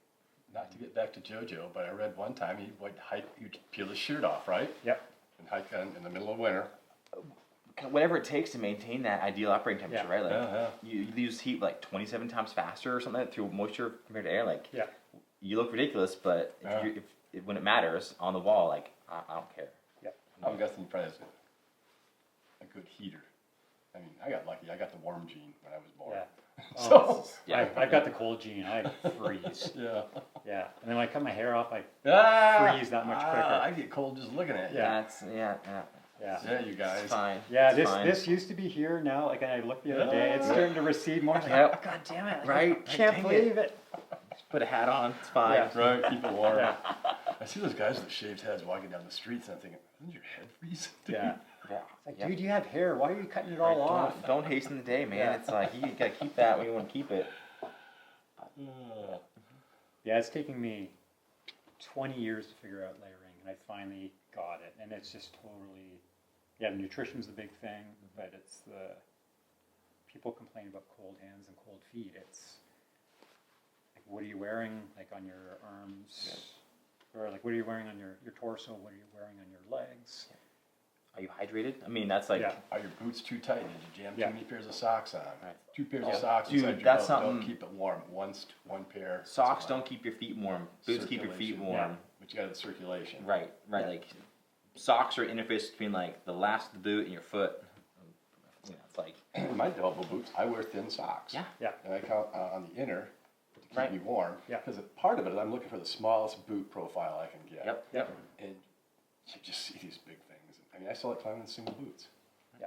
You just fit better, and you just have more control, and all those things. There's a lot of misinformation out there. That's not. There's no malicious intent. Just folks have outdated thoughts because technology Ideas. changes, right? Exactly. Yeah, ideas change, and it's always evolving, and things work in systems, right? Like, you can't just apply a new tool or an old tool. Like, you have a nice, like, kind of 30,000-foot view of how all these things work together. Yeah. Like, the pure line works with the system. You can't just take your like 8 mil static rope. Oh, just throw it in a pack. Like, Yeah. well, maybe you should get a new static rope because. Yeah. So it's a systems approach. That's how my brain works. Like, Yeah. it's the system. So I have a closet full of jackets and full of backpacks and full of everything, just to apply that right tool for the right job. How many of them get used and how many of them sit in the closet? You know, this is more like a street jacket because Yeah. it's like comfy. I am like one thing's full of holes, and everything else is just like, when I'm like traveling some far off range and I have to, Yeah. I've got like probably 90% of the stuff I have in my closet just sits there. Right. And I always grab the ratty stuff. Right. And Like, I finally got a new parka, after 10 years, because the old one's just like, well, the arm's about to fall off. I should probably like refresh. So yeah. Yep. So when it comes to, we can start eating. When it comes to like nutrition, do you guys do anything with cinnamon, black pepper, and turmeric? Yeah. So anything that, like, because those are all circulation boosters, so they've got a kick to them. Vasodilators. And I'll dry cinnamon. I'll make applesauce. Yeah. Let me dehydrator, and I'll mix it in, I'll dry it, and then Oh, wow. I can chew on it, Yeah. and it, like, and I have some cold injuries from, up in Alaska, my thumb, my toes. It's just like. I haven't felt my hands or feet in a couple of years. Yeah. And like back in the days when I was working at Mountain Co-op, I was always good with like talking about layering, keeping warm. And I've been up working on a new route in the Parkway for 3 or 4 days. And I used to commute, didn't matter what the temperature was on my bike. I rode home the one night, and it's like the cold had already set in, so instead of being like a half-hour ride, it was like almost a 2-hour ride home. Like everything was slow. Got home, and something's wrong. And severe frostbite to my feet, and couldn't walk. Like I took my feet out, or my shoes off, and it just ballooned right up. I went to the hospital the next day, and they're like, yeah, but we're not operating, but it was close. Jeez. And, Wow. and like of all the dumb things, and at that time technology wasn't really there. And that's when it happens, right? Like, Yeah. when it's game day, we're prepared. Yeah. When it's not, you're just like, oh, yeah, that's only going to go 5 to 15 minutes, but like your body's like destroyed, and you don't really you take it for granted, or you just don't think about it. And it's like, and then yeah, like 6 months a year, my hands and feet are in egg. And, All right, we on? Rolling. So what we've got going on now is a quick review of some of the mountain equipment gloves that we have here. We've got a pretty good selection of them over the season. We've got 6 models. At one point we had 55 pairs of gloves in here. So something for everybody. JC picked up a couple of our favorites. This one's called the Hard Mixed. I'm guessing this would be Scottish Hard Mixed as opposed to US, Canada Hard Mixed, which would be like a golf glove or a baseball glove. And when I ordered these, that's what I thought it was. But as we got them in, I was like, wow, this is a nice Scottish mixed glove. Yeah. Great for ice climbing around here. What I really like about both of these gloves is the construction of the fingers. It's this 3-point finger that comes in, and it's nice and round, and they just fit really well. I just want to grab something real quick. What I don't like are these types of boxy fingers like this. It's like a ski glove kind of It's thing. just too thick. They're just not dexterous enough. And that's just my opinion on this type of stuff. And then these guys did the same thing with these little tiny nice fingers. Lets you grab carabiners, lets you grab cams, lets you grab stuff a lot better. JC, how do you use these? I've done a little bit of the mixed dry tooling stuff around here in them, and they work well. For me, I would definitely use these much more as a hard ice leading glove. Enough warmth on them that I'm not freezing my always cold digits.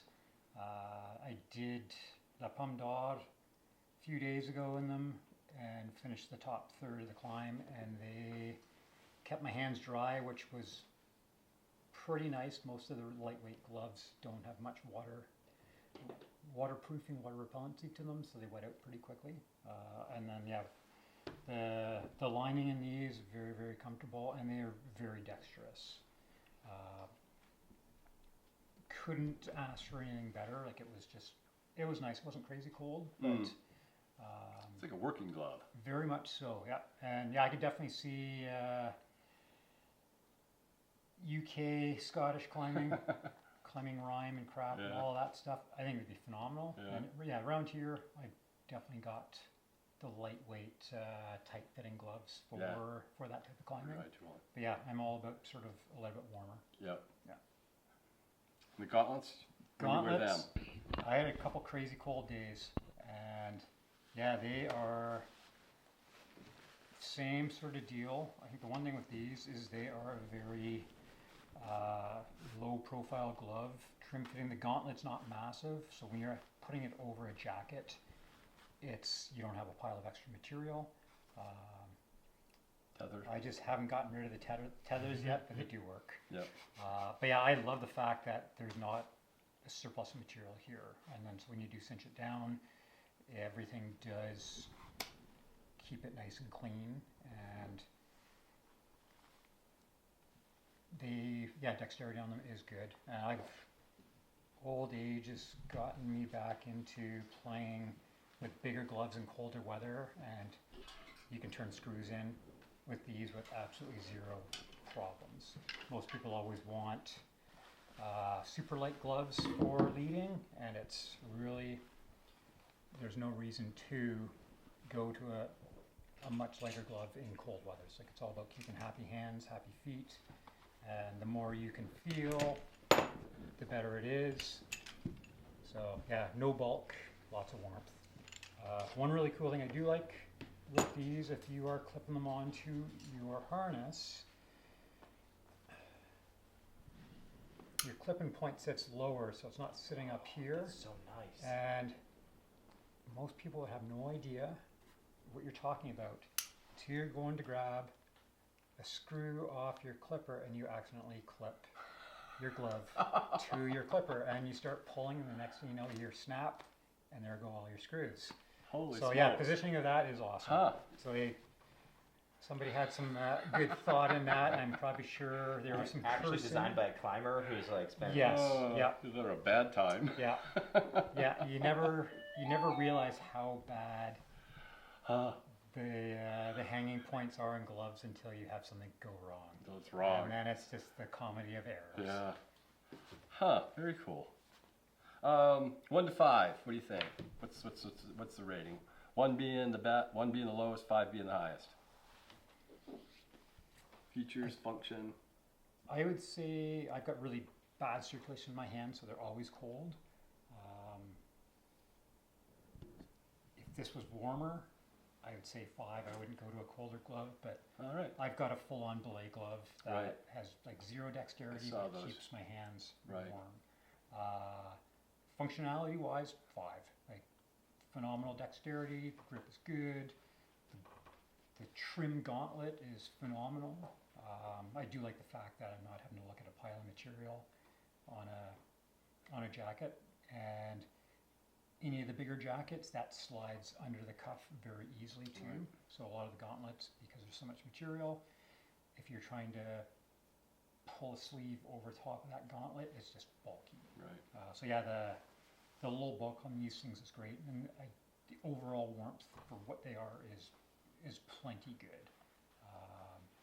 I tend to throw hot pockets or hot pads Yeah. in my gloves on the cold days. Okay. So Where do you put those? back of In the the back, hand, okay. That's great. and it works well. Yeah, Okay. Lots of blood vessels back there. Yeah. yeah, Well, if they work, it'd be great. They Yeah. actually get blood moving. yeah. It's Yeah. like, well, I can't feel anything. And then yeah, these guys are phenomenal. Been up a couple like M8, M9 routes on them, and they are dexterous enough that you Like can. those little pull holes. We talked about Yeah. that last time. I'm always afraid of like ripping these off by pulling too hard, but Yeah. they're actually so like they're bar tacked in there really well. Hope so. Yeah, it's nice actually material there. I've had like other brands, which should not be named, like the tack holes, but I just rip off the whole Oh, seam. yeah. It's like Yeah, All right. so. yeah, and these guys, Those like I things say, fit so well. dexterity wise, like you can plug cams, nuts, hammer pins on them, like they are good. And say same thing, really low bulk, so it's really not much different than wearing a golf glove as far as extra size, but you're getting the extra warmth out of them. And they say dexterity is phenomenal. Putting screws in, it's you barely notice that they're there. So That's great.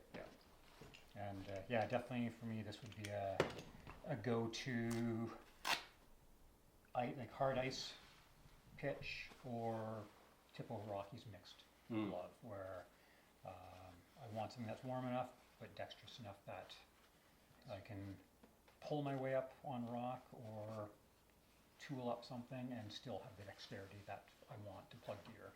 Yeah, phenomenal. Durability is really good, and as Rich was mentioning, the stitching on the fingers is great. You're not looking at big chunks of material. And what are the model names? This is the hard mixed. Sells for $99, and this is called the Super Couloir Gauntlet. Yes. And I think they're $190, $170 on the wall. $170. So pretty good values on all this stuff. And as far as grip, what's the Leather. model made of? Leather palms. So those are two of the favorite gloves that we have around here that people have been liking. Seems to suit well for New England. So. And that gauntlet seems awesome. Yeah. Like a workhorse glove, and that gauntlet seems to be the ticket. Mm. Yeah. Good. Cool, guys. What else?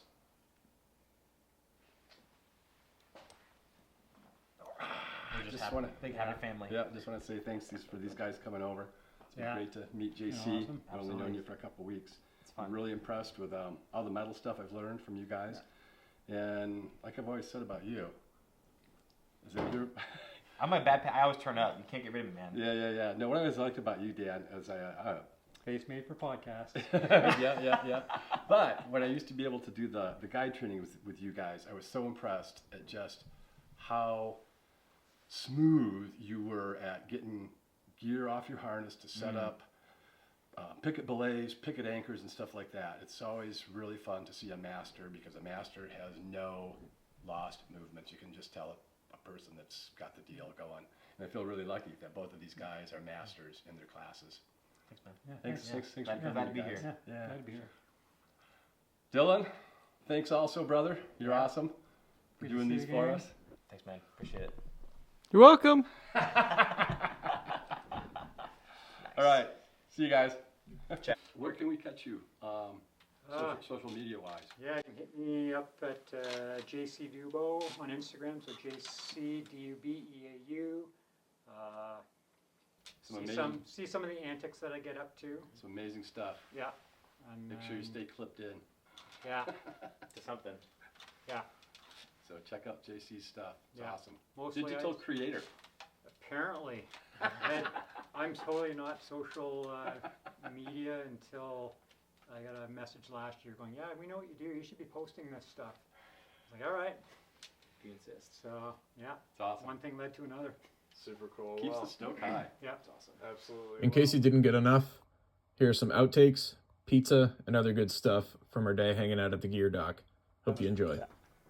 Hey, Mikey, come on in. Interrupting something. No. Just getting started. You want to grab Come on, grab a chair. Can I interview people? Yeah. So this is Mike, So Mike and Dylan. Dylan. Have we met before? Were you at Smart's Ice Bash? Not this year. You know JC. No, I don't. Yeah. This is Mikey. Hey, how are Hey, you? nice to meet you. Nice to meet you. JT's kind of been knocking stuff around here, soloing shit and dry tooling shit and stealing people's projects. And Mikey's super good, awesome local climber too, hard guy. I don't know about that, but. Can I sign those boots? Yeah, Sorry to interrupt. no, it's okay. We've been doing these. So you can just. This is, I think, the third one Dylan's done. So, Dylan's Diwoodoesthings. Yeah. Let's see. Where are you at? So how far are you from here? 3 hours? Two Okay. and a quarter. Yeah. I'm in Montpelier, Vermont. Yeah. So Mike's Just take through the author. whatever. Yeah. So Byron and I are going to Newfoundland next week. awesome. Are things in there right now? Seen some pictures of like some of the walls we've climbed on before, and they look icier than last year, but probably not as good as when they're really in. Yeah. Like the bigger climbs there are on the cholesterol wall.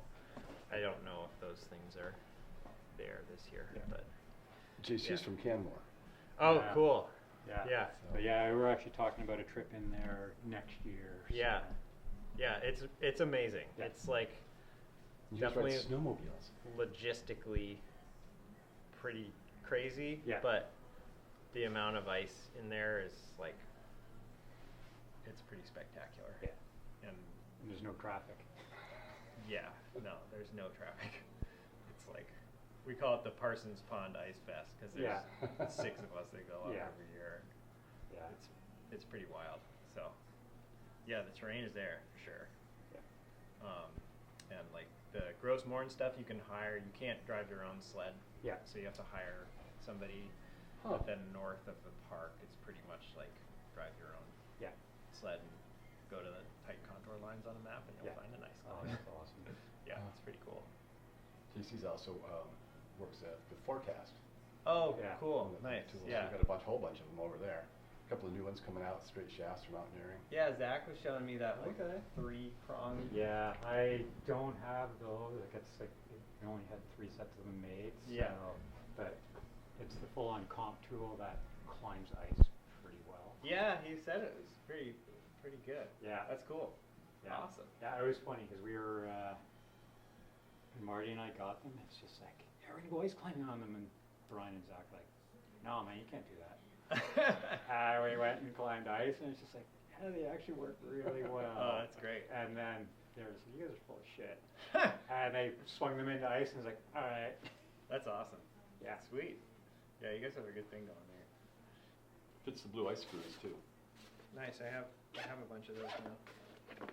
I got a couple give it to me at Ice Fest. They're pretty slick. Yeah, they're cool. I don't know about the thinness, like there's just less meat on the, But still, and it's kind of spooky, but I don't know. I mean, if you they're- gotta trust those guys. I mean, Belcourt's been building stuff for a long time. yeah, if they've gone through all the testing, then Yeah, the walls are a lot thinner, but yeah. like the super stubbies are a remarkable piece of equipment. Yeah. I had custom made ones, and the bevel just didn't work as well as the regular ones, and those really small ones are like awesome for cathedral like little blobs. Yeah. Well, I was blown away. Like the steel screws are the same weight as the Petzl lights. Yes. Yeah. And, We but weighed it- them. I was shocked. Yeah. Yeah, and I guess because when you look at this, like the head of this screw, there's a lot there. Yeah. But I like the little hangers too, little wire hangers that snap Yeah. up and stay in. They just really, they did. and these are always kind of squirrely. Like I have to like lube them up every Yeah. once in a while, and they bend in the cold. Huh? So what's the scoop on the 3 tips? Why is 3 tips such a big deal? Everybody's doing that now. Instead of 4. Deeper thread or profile on them, so they tend to bite faster. Faster. Yeah. I like all that stuff. Or back in the day, when they went from 3 to 4, because the old 3. Oh, they used to be 3.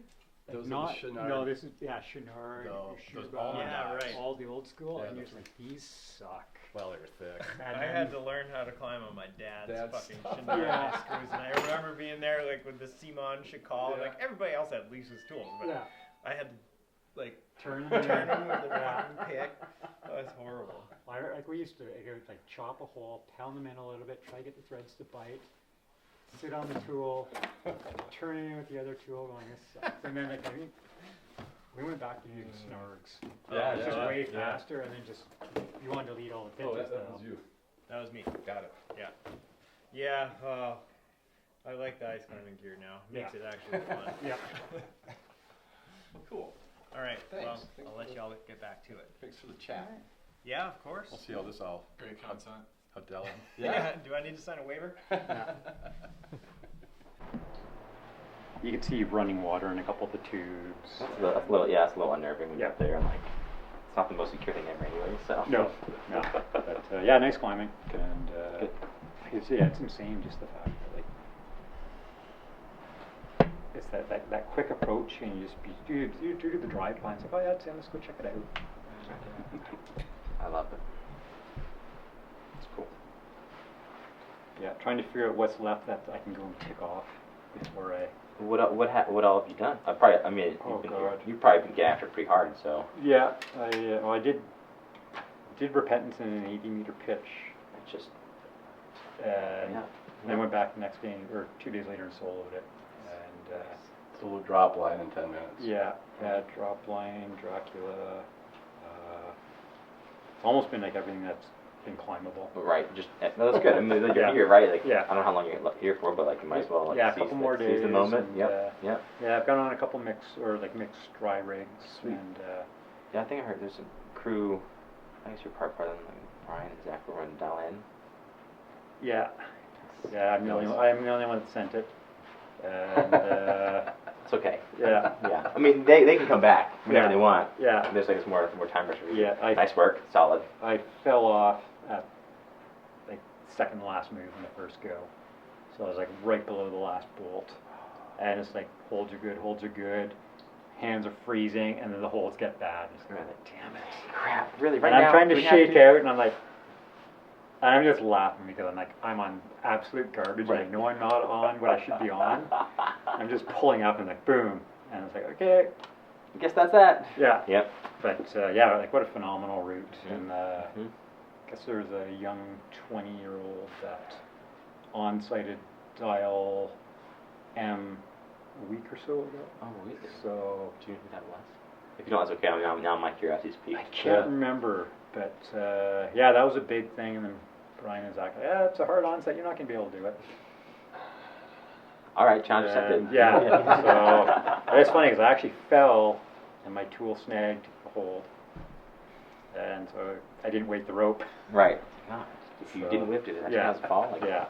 So, but yeah, it was funny. It was hard the first go, and then Mhm. after, and when going up dial, and it was just like, yeah, it's like the moves were easy once you knew where you're going. Exactly. Yeah. Exactly. That's awesome. Yeah. We've got about 20 minutes, 15 minutes. You want to do a pack dump? Let's do that. Yeah. Yeah. Again, I've been thinking about this for a while. Yeah. Food? Yeah. Yeah, I We're did just that. hungry. I kind of Yeah. didn't have breakfast, so I'm Yeah. glad to eat everything. I want to look at those gloves. The hard mix glove. Mm. They're good. I saw like the shearling kind of inside. Like, ooh, I want So, those. downfall, I put those on for the last 2/3 of pum. Mm-hmm. My hands were dry, but they were like that clammy feel. Mm. I was cursing so bad. It's like, fucking things, I can't put them on. My hands were just, Oh, had that, Just tacky enough. it was that it's just like, tacking up that they were ah. touching. So I was like off, trying to dry them off. And when I got them on, I'm like, oh yeah, this is so nice. And it was pouring up there, and they were dry the whole time.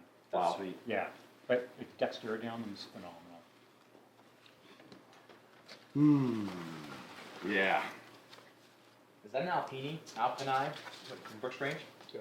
Is that yours? What size is it? It's not for sale. I mean, I got a lot of cash on me right now. I wish companies like $5,000 I would sell. I got 6. No, just kidding. I wish companies like that still existed, making that kind of garment. You want to try it on? Have you worn one of those before? Once, many moons ago, I don't clean up, but I would love to jump in it. I'm reading. Mountain Equipment has one. I do. Yeah, pull over like that. Like just a bag it down. Yeah. Okay. So it's called the Earthwise line. Everything is so featured. I was up in Washington with the private client, and just like all these jackets have just so many features. They're just like, I don't want these. Mm-hmm. I've been reading this Feeding the Rat Expeditions. There's a guys that are good. And, like, I love their ethos. Yeah. And there's a new one about like baby jackets. And, like, now, a new like park I can like sleep in, right? Like elephant's foot, that over. I like for. There's some stuff down at home. Doesn't get that cold, but I want to like do some longer like ridge traverses with some technical climbing in them. I'm like, okay, I want to fix my system. Well, it's so funny because Marty's doing the half bag to Alaska this Yeah. spring. I love the half bag. And we used those back in the 70s and 80s now. So Patagonia made the hybrid sleeping bag and had the Houdini, windstopper Mm. on the top, paired with their grade 7. Mm. But yeah, Brooks Range made the elephant's foot to pair with the Alpine.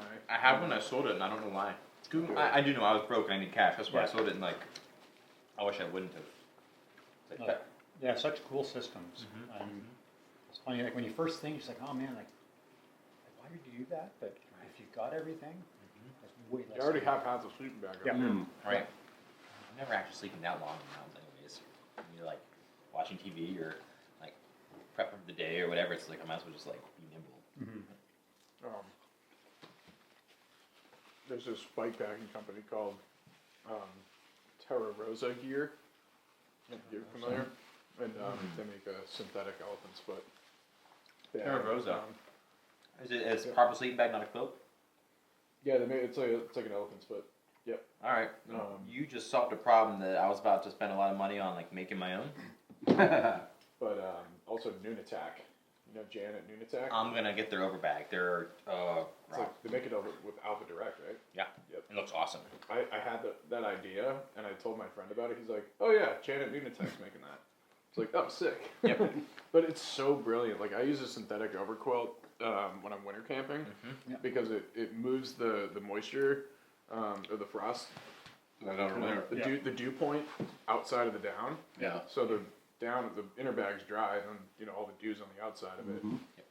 But making it out of Alpha Direct, I mean, it's fleece material, and it's so hydrophobic, it just pushes it right off. $150 for an elephant's foot. So Done. Terra Rosa? Yep. Done. Cause I live in North Carolina, right? Not exactly big, but it's like wicked humid, and like down just wets out immediately. Yeah. And I'm not exactly hard on things. If I cut synthetic, it's gonna be fine. I mean, a long time when we met, right? I cut that parka, and it was like I was shot. The down, it just like Blows down back. all over. Yeah. So that's super cool. Yeah, it's exciting. And with their alpha, I don't know which one they make a couple over bags. I found a couple and like, just as like a emergency layer if something goes sideways, or just like sleep in that. So I had a synthetic one from a company called Snow Lion. Snow Lion. Yeah, this is back in the, when did I buy that? Might have bought it in the 70s. But, turns into my kid's sleeping bag. Yeah. That map checks out. I Yeah. had a forest hammock too, single point forest hammock. Great kid toy. Hanging up on the porch, Mac and I hang out on it. I mean, that helps them like build this adventure too. All that old climbing gear turns into shit for your kids. I mean, cred, right? Like when I was young, like, oh, I got these ropes. Like now, I know who's just like throwing old stuff away at us. My brother and I were just like, old ropes, old carabiners, and my uncle's a guy as well. Like kind of classic big man. And then like, he was just like, oh yeah, here's this, try this, and I'm like, okay. The pile of ropes in my closet. I see what you absolutely doing. It's great. It's awesome. Yeah, I needed that. I didn't breakfast either. You were pushing. Yeah, I was like, I gotta eat, guys. Yeah, And I wanted one of these for lunch, because with all of us here. We'll probably go out to lunch tomorrow, too. Autumn's working tomorrow, so fire lunch. This is Boston Brothers. Yeah. Good. Yeah. Reliable. I make it a mandatory stop Yeah. every time I go to North Conway from Montpelier. Oh, gotcha. Makes sense. Yeah, a little ways away. Get myself a big ass cheesesteak and eat it on the ride. No, on the way home.